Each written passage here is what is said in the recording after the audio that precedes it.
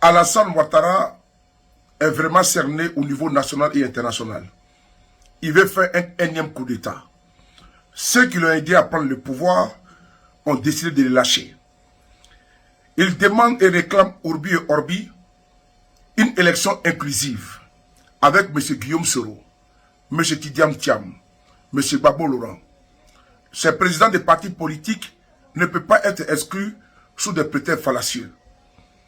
Frères et sœurs, Alassane Ouattara, l'homme qui a été installé par la communauté internationale, qui l'a soutenu, mordicus, cette même communauté internationale a décidé de le lâcher.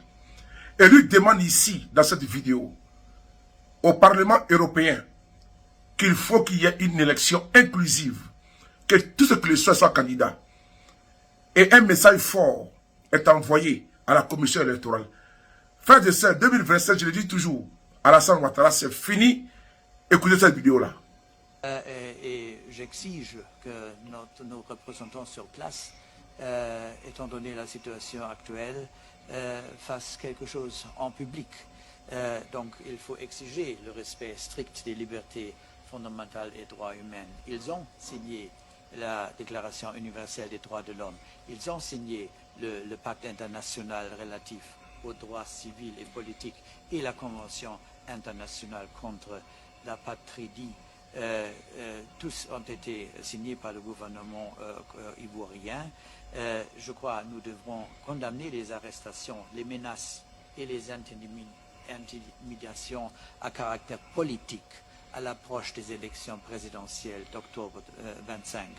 Il faut lancer un appel au gouvernement ivoirien pour l'inviter à veiller à ce que toutes les procédures judiciaires respectent les normes nationales et internationales en matière de droits de l'homme.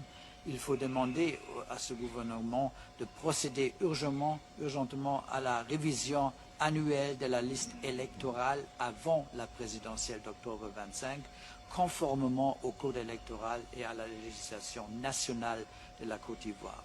Il faut inviter la commission électorale, le Conseil constitutionnel et le gouvernement ivoirien à prendre toutes les mesures nécessaires pour que tous les candidats qui le souhaitent puissent se présenter à la prochaine élection présidentielle sur un pied d'égalité.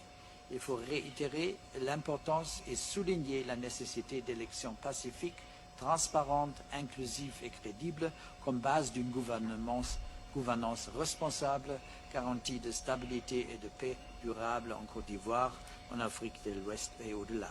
Et il faut signaler que les personnes portant atteinte au bon fonctionnement de la démocratie en Côte d'Ivoire peuvent faire l'objet de mesures restrictives, de même que celles qui cherchent activement à perturber le processus démocratique. Je crois vraiment que notre ambassadrice là, elle ne doit pas rester taciturne sur cette situation.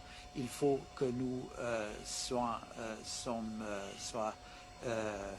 vocales sur place et comme j'ai dit, il ne s'agit jamais de nos standards, mais... Frères et sœurs, des sanctions ciblées vont être prises contre le pouvoir de Ouattara. Interdiction de voyager, jet de savoir. Oui, des mandats d'arrêt seront émis contre ceux-là même qui font entrave au processus électoral en Côte d'Ivoire. Voici maintenant, nous sommes arrivés au moment crucial. Alassane Ouattara sera sanctionné bientôt.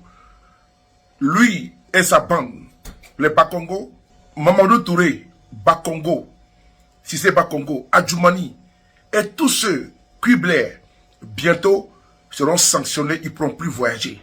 Ils vont geler leurs avoirs, leurs familles, leurs enfants et autres ne pourront pas voyager. Jeudi 2025, Alassane Ouattara va quitter le pouvoir. La pression est forte.